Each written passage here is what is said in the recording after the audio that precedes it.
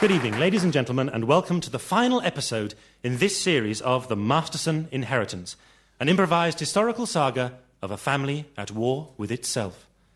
Tonight, our team of performers will attempt to spontaneously dramatise the final chapter in the story of this great family, a story based entirely on the suggestions of our studio audience. No script, no rehearsals, just an audience and a couple of microphones. To bring you this story of rage, repression, and rumpy-pumpy, tonight we have Josie Lawrence, Phelim McDermott, Paul Merton, Caroline Quentin, Lee Simpson, and Jim Sweeney.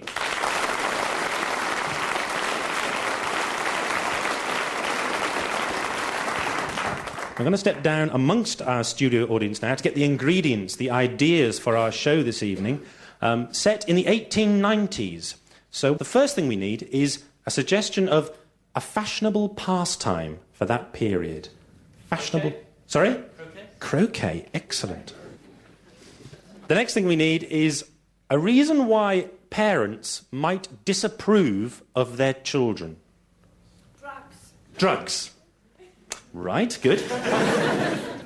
The next thing is a suggestion of a token of love. A rose. Ah, from two people who I think should get together after the program. And now we need a title for tonight's episode, and we'd like it to include the word Masterson, so the something of the Mastersons or the something, Mastersons of something. Sorry. The Mastersons lose everything. The Mastersons lose everything. So we're aiming for a happy ending. So tonight we have croquet, drugs, a rose, and the Mastersons lose everything.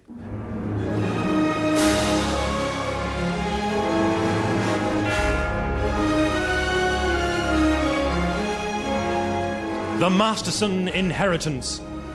Book 6. The Mastersons lose everything.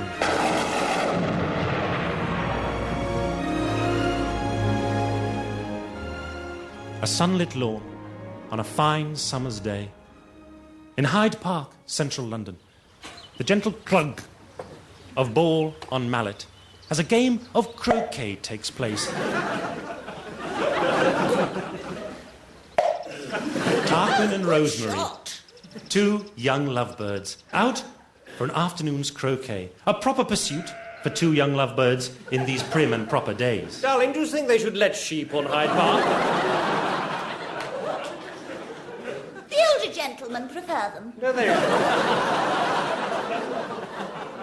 Tarquin was often saying things he shouldn't say. He was known as a waggish tongue about town. He was a fashionable fellow, and the cut of his jib showed him to be so. He was flaunting a particularly fine checked suit today, which Rosemary admired.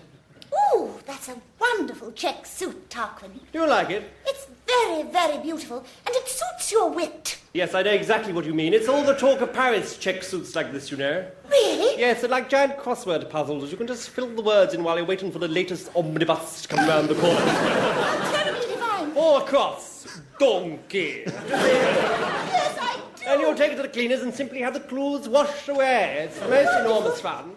Oh, wait a minute. I just put in a clue on your inside leg. Have you? Carnivorous. Yes, it fits. Yes, that'll be 6 down, that one, yes. Meanwhile, back at Rosemary's house, the house of the Mastersons, at 34 Ridlington Place, her father, George, was standing in front of the fire. Above him was a landscape, an oil painting of a beautiful country house, the ancestral home of the Mastersons, which they had moved away from some 40 or 50 years before to set up their business in London. He was speaking to his wife, Imelda. Will you require anything else, sir? It was Inch, the butler.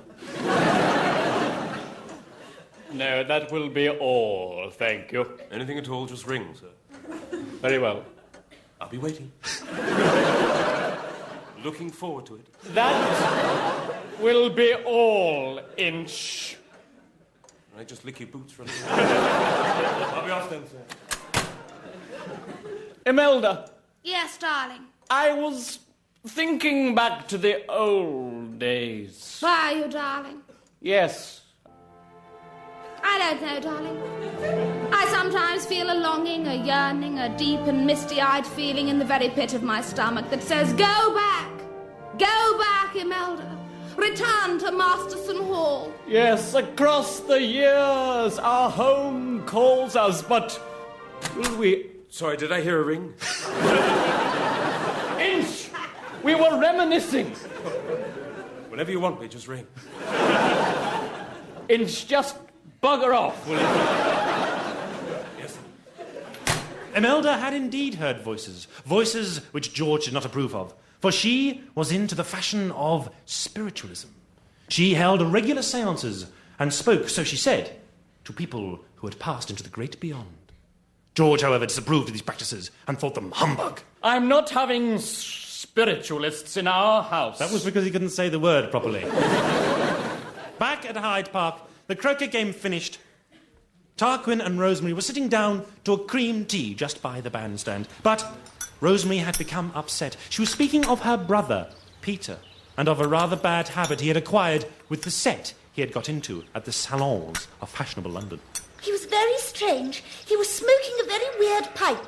It smelt of juniper leaves and strange flowers.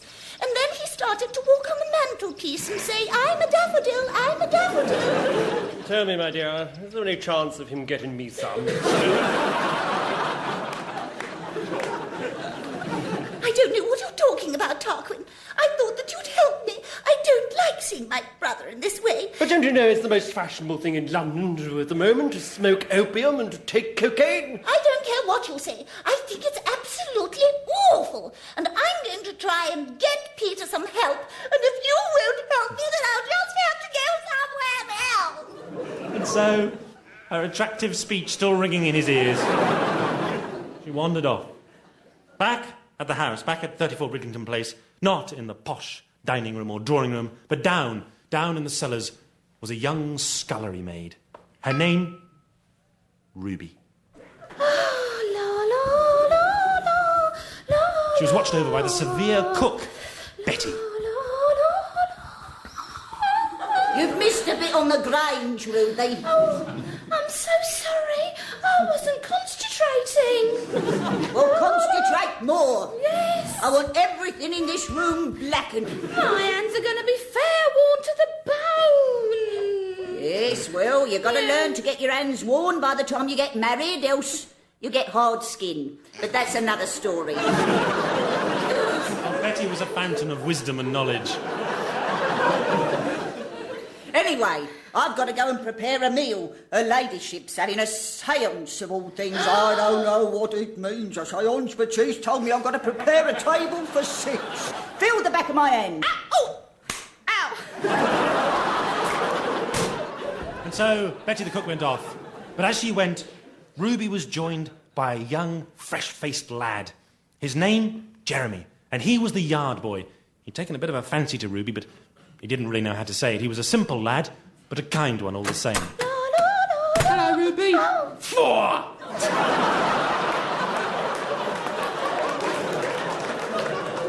Jeremy. I love it when you do that, 'cause it kind of blows the hair back off your face. How are you, Ruby? I'm all right, Jeremy, apart from all this blackening I've got to do, and then the yellowing and the greening in all the other rooms in the house. What sort of day have you had, Jeremy, out in the yard? I've been scrubbing that yard. The yard's better than it's ever been ever. It's the best yard I've ever been in. I did it for you, Ruby. Oh, Jeremy, shouldn't say such things. Somebody might hear from upstairs and I'll be fired. I don't care. I love you. Oops, Jeremy. I do. I've always loved you. I love the way you work and everything. You're just wonderful. Jeremy, you're pushing me up against the Grange and it's burning me bum. Suddenly he walked away. Because he knew that romance between the servants was strictly forbidden, on pain of being sacked.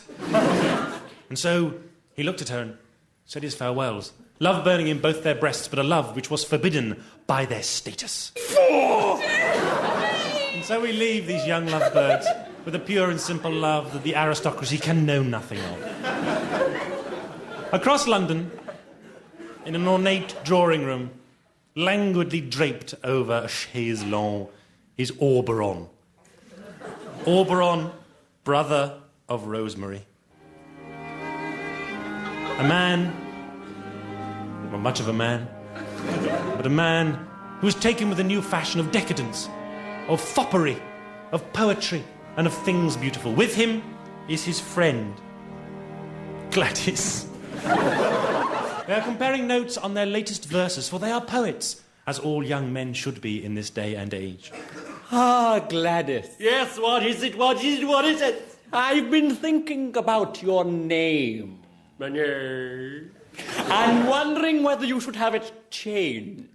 What on earth could I have my name possibly changed to? I was thinking of something more decadent. Really? What could be more decadent? There's not an R in decadent, is there? What could be more decadent than Gladys? Ah, Gladys, only you could put an R in the word decadent. You're so decadent yourself.